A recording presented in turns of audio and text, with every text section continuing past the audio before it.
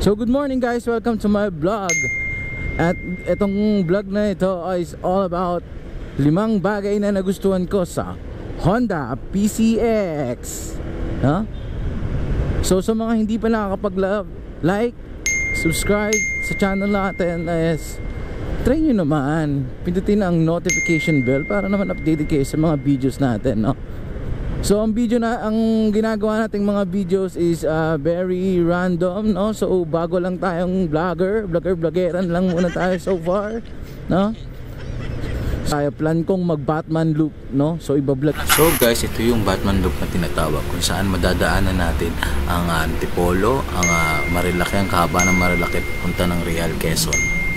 Dadaanan natin ang Fami Laguna papunta ng Pililla Rizal at babalik tayo ng Antipolo, Taytay at pabalik ng Manila. Okay, so simulan na natin yung 5 bagay na nagustuhan natin kay PCX. Okay, first is yung pagiging elegante niya, guys, no? Sobrang lupit kasi naman talaga ng mukha ng PCX para sa akin. Wow. Nung first time ko nakakita to at sabi ko ito yung gusto kong bilhin. Talagang alam mo yun, yung style na mukhang pang class S na mga pangit, sabi nga ni Boss Ato. Joke lang, no? So talagang yung kung sa looks ka talaga titingin at sa si PCX talaga yung may recommend ko sa'yo, no? Dahil sa kanyang angas na tingin, headlight, tail light, no? Sa kanyang mga flarings na and sa decals niya na minimalist, is just an emblem lang, okay na, katalo na, no? So talagang wow ka talaga. So yun.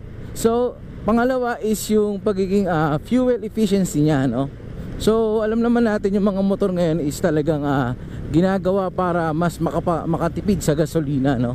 So andyan yung mga low 125cc na like Honda Click and Yamaha Motors, no? Na talagang nakakapagbigay sa atin ng 40 to 50 plus kilometers per liter na consumption, no? So malaking bagay yun, lalo na sa mga katulad nating laging nagbumotor, sa mga pinangahanap buhay yung motor, no? So napakalaking bagay. So si PCX naman is ang nagko-consume ako dito ng almost 37 kilometers per liter, no? So hindi na rin masama kasi medyo mabigat ako At the same time yung partner ko is ganun din, no? So balance lang, sakto lang, no? Sa takbong cute lang, hindi naman sobrang bilis, no? Tsaka yun, sa maintenance niya.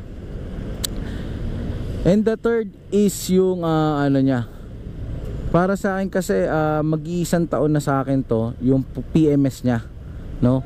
Hindi siya ganun kahirap i-PMS, no? So lang kasi talaga guys, sa motor naman talaga siguro kahit pero sa akin kasi based dito sa experience ko sa Honda PCX. Yung pangatlo na yun, yung PMS niya, yung niya, dun papasok kasi dun yung performance level ng motor, no? So far sinasabi nila is na mabagal si PCX sa ahonan, no? So para sa akin hindi naman, no? Though hindi pa kasi ako nakasubok ng iba pang motor like NMAX ganon, pero sabi kasi nila malakas daw ang hatak ni NMAX sa sa ahonan. So we don't know kung talagang totoo naman kasi depende sa gumagamit. So sa akin hindi pa naman ako napapaya kay PCX kasi maraming ahon na rin kaming pinagdaanan nito, lalo na nagbagyo ako. Actually gusto ko talaga tong Isagada. So panalo naman, no? Pasok naman talaga siya sa taste ko na hindi ako nabibitin, no? Lalo na kapag overtake, yun, mataas yung niya, parang ano bang tawag doon? Ano bang tawag doon guys? Mataas yung niya, parang hatak niya sa motor, no?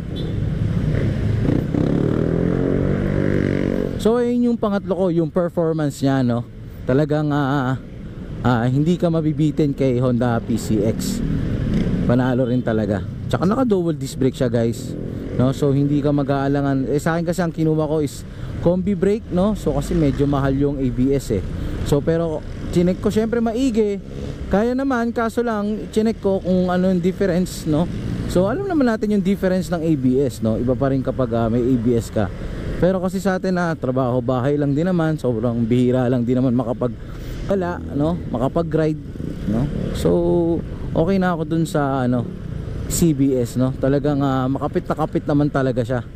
At hindi ka mag-aalangan na pumreno kasi nga harap likod disc brake yan. Safe pa rin talaga kasi pag disc brake gamit mo. Yun, tamang maintain lang guys sa motor natin.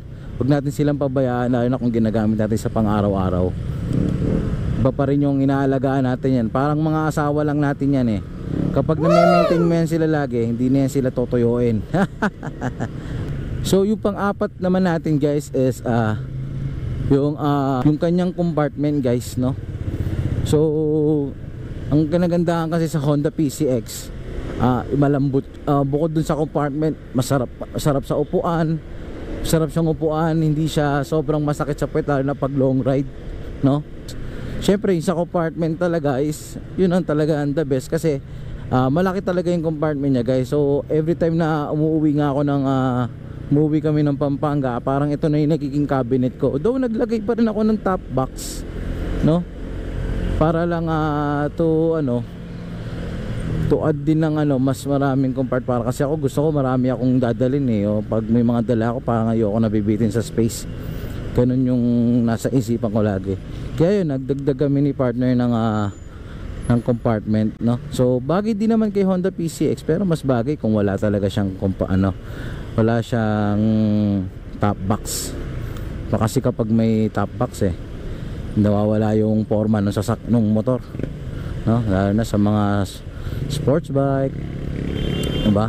So ayun, maganda yung niya, napakalalim guys. So sa mga nagbabalak bumili, syempre check nyo lagi yung check nyo rin yung compartment, no? Kasi napaka-importante rin yun. Hindi lang sapat na nagda-drive ka lang, maganda rin yung malawak yung compartment mo, no? Okay?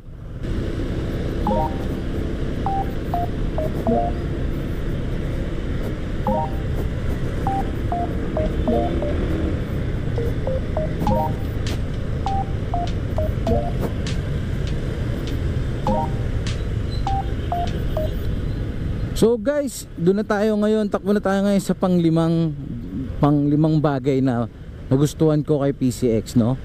So since na mag-1 year na sa akin ngayong December, so ang panglimang bagay na nagustuhan ko sa kanya is yung pagiging, para sa akin is para siyang less maintenance, no? Kasi bakit tinawag kong less maintenance? Kasi mini-maintenance ko lang siya as per usual. Every 2,000 km nagpapalit tayo ng langis, nagpapalit ako ng gear oil, tsaka nang nilalagay natin siya ng carbon para sa carbon deposit. So ang advice ng iba based on my search is every 3,000. I don't know kung tama yung ginagawa ko, pero sinasabay ko na talaga siya sa PMS ko every 2,000 kilometers, no? So ang ginagamit ko kasi is fully synthetic ni Honda. At so far mag 11 months na yung motor natin, hindi pa rin tayo napapahiya, hindi pa rin tayo dun sa performance na binibigay ng motor natin sa atin. Bali nga yun, mag 11 months siya sa akin, wala pa ako nakikitaan na anything sa kanya. Bukod sa tamang na PPMS ko siya, papalitan natin ang langis and all, wala pa ako naririnig na dragging or something. Sabi nga nila siguro bago or depende sa paggamit ko. Yes, siguro nandun ako, pero kasi to based on my experience lang dito sa Honda PCX, no? So nakakapagpa CVT cleaning naman din tayo, no? So sabi nila every 6,000, no? Ako siguro para sa akin okay na ako sa 3,000, no? 3,000 or 4,000 na pag CVT cleaning, lalo na kung hindi ka naman lagi nag-ride, no? So kung trabaho bahay ka lang naman, syempre ngayon sa alam mo naman Pilipinas maulan, no? So it's a tropical country, so talagang nandyan yung init tsaka ulan na dala ng panahon, no? So yun yung kailangan mo ring ibagay dun sa para makakondisyon yung motor mo. So ayun guys, yung 5 bagay na yon, no, na nagustuhan natin dito sa Honda PCX. It's my opinion lang naman at based to sa kung paano ko siya ginagamit, paano siya nagiging performance efficient sa akin, no? So masaya ako sa motor na to guys, yun lang naman Ang lagi naman natin tatandaan, syempre yung mga bagay na meron tayo yung nagpapasaya sa atin eh. Wow. Keep natin yan sila. Yun lang guys, hanggang dito lang ang video ko, no? So tatapusin ko na. Sa mga hindi pa nakakapag-like ulit and subscribe to my channel, please naman, no? So please like, subscribe and